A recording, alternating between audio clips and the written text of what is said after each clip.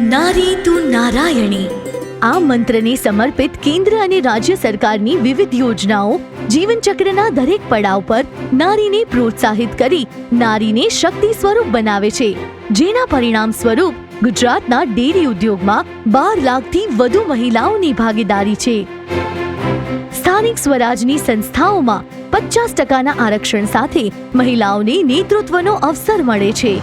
શહેરી વિસ્તારમાં મેનેજરિયલ પદ પર ભારતભરમાં માત્ર ગુજરાતમાં જ સૌથી વધુ મહિલાઓ પદ સંભાળે છે। આજની નારી સ્વનિર્ભર બની અનેકને પગભર કરી રહી છે। ગાંધીનગરમાં યોજાનારી આગામી G20 વિમેન એમ્પાવરમેન્ટ અંગેની પરિષદથી મહિલાઓનો વિકાસ જ નહીં, મહિલાઓ થકી થતો વિકાસ પણ ગતિમાન બનશે।